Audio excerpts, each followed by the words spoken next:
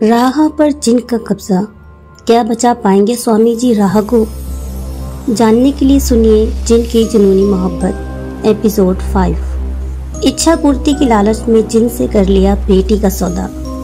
अब क्या करेगा एक बेबस पिता? क्या स्वामी जी एक पिता को उसकी बेटी लौटा पाएंगे?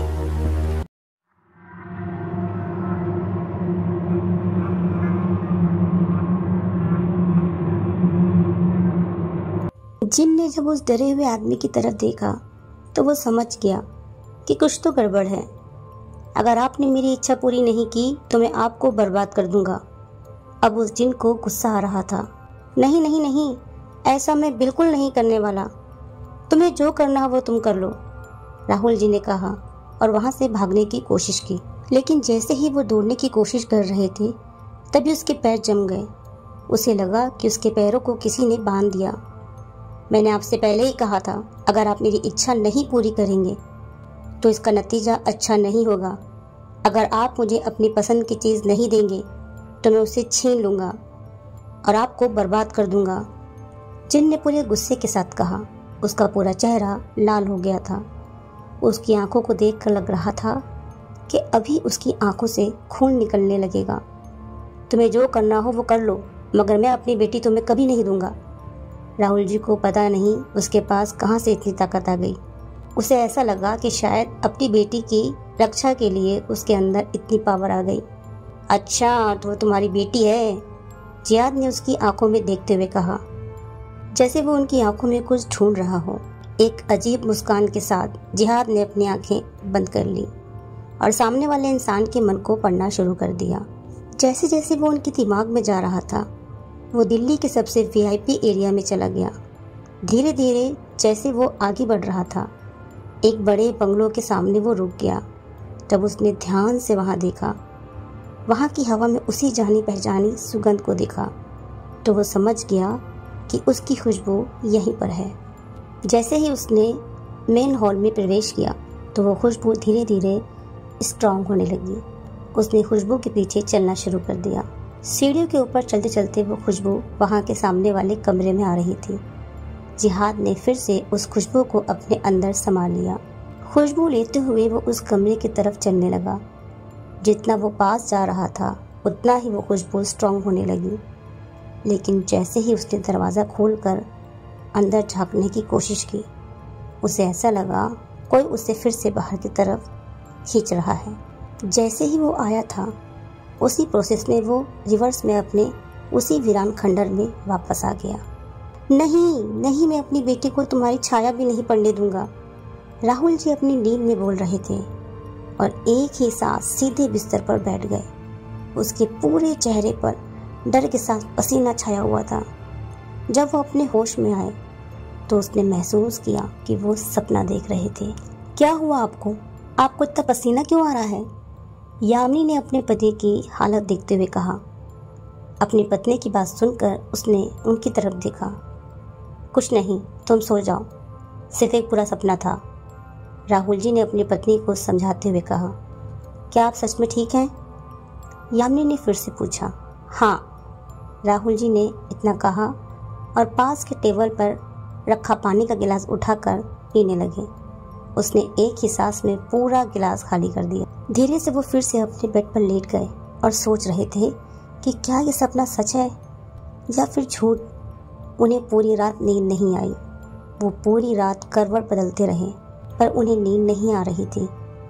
अगली सुबह राहत जल्दी से उठ गई थी। उसे आज आधी रात को कुछ अजीब सा महसूस हुआ था। उसे लगा कि कोई उसे घूर रहा हो, लेकिन जब उसने अपने आसपास देखा तो वहाँ कोई नहीं था। उसे हर वक्त ऐसा महसूस हो रहा था कि कोई उसके पास आने की कोशिश कर रहा है। उसे हर वक्त डर लग रहा था, कुछ तो गड़बड़ ज़रूर है। उसे भी आधी रात के बाद नींद नहीं आ रही थी। जब उसे थोड़ी थोड़ी नींद आने लगी, जब खिड़की से रोशनी अपने कमरे में आ रही थी, उसने अब ज़्यादा न सोचते हुए फ्रेश होने के बारे में सोचा। राहुल जी को तो पूरी रात नींद ही नहीं आई थी, इसलिए वो आज जल्दी ही अपने ऑफिस चले गए। उन्हें लगा कि अगर वो ज़्यादा सोचेंगे तो उनका स्ट्रेस बढ़ेगा। गुड मॉर्निंग सर, अभी 9 बजे आपकी बहुत ही इम्पोर्टेंट मीटिंग है, उसके असिस्टेंट ने अंदर आते ही अपने बॉस को कहा। लेकिन जब उसकी नज़र अपने बॉस पर पड़ी, उसने देखा कि सर कोई गहरे ख्यालों में है। सर, अब क्या प्रॉब्लम है? अब तो मिरेकल हो गया, ज़मीन भी हमारे पास आ गई, अब क्या परेशानी है? उनके असिस्टेंट ने राहुल जी से कहा। राहुल जी ने गहरी सांस छोड़ते हुए अपने असिस्टेंट के सामने देखा। कुछ नहीं, बस आज कुछ थका हुआ हूँ और थकान महसूस कर रहा हूँ। ओके सर, आपको आज रेस्ट करना चाहिए, चिंता मत कीजिए, वो मीटिंग मैं अटेंड कर लूँगा। राहुल जी को भी आज कहीं अच्छा नहीं लग रहा था, इसलिए उसने हामी भरी और अपने स्वामी जी के पास जाने के बारे में सोचा। ठीक है, तुम संभाल लेना। इतना कहकर वो अपनी डेस्क से अपना फ़ोन लेकर वहाँ से निकल गए। अपनी ऑडी में बैठने के बाद कार स्टार्ट करते ही उसने गुरुजी के आश्रम की तरफ चलने का सोचा। गुरुजी का आश्रम दिल्ली में ही था, जिस वजह से राहुल जी कई बार वहाँ आते जाते थे। वहाँ के सभी लोग राहुल जी से परिचित थे, क्योंकि राहुल जी इस आश्रम का पूरा खर्च उठा रहे थे। आश्रम पहुंचकर उसने सीधे ही स्वामी जी के पास जाने के बारे में सोचा, वरना वो पहले भगवान के मंदिर में जाते थे, लेकिन आज उन्हें कुछ भी समझ नहीं आ रहा था। उन्हें बस उस सपने के बारे में स्वामी जी को बताना था। स्वामी जी अपने ध्यान में खोए हुए थे। जब उन्होंने देखा कि उनका सबसे प्यारा शिष्य आ रहा है, तो उन्होंने मुस्कुराते हुए आंखें खोली और कहा, यहाँ आकर बैठ जाओ। राहुल जी ने स्वामी जी के पैरों को छुआ और उनके सामने कुर्सी पर बैठ गए। क्या कोई समस्या है बेटा? स्वामी जी ने राहुल जी के सूखे चेहरे को देखकर पूछा। राहुल जी ने धीरे से हाँ में सर हिलाया और कहा, हाँ, समस्या तो है, लेकिन मुझे समझ नहीं आ रहा कि मैं आपसे कैसे बताऊं। स्वामी जी ने धीरे से मुस्कुराते हुए राहुल जी के कंधे पर हाथ रखते हुए कहा, बेटा, तुम्हें चिंता करने की कोई ज़रूरत नहीं है, मैं तुम्हारी मदद ज़रूर करूँगा। राहुल जी ने आशा की नज़रों से स्वामी जी के सामने देखा और बोलना शुरू किया, स्वामी जी, आपने जिस बात के लिए मुझे मना किया था, मैंने वही किया। राहुल जी ने नीचे नज़र करते हुए कहा।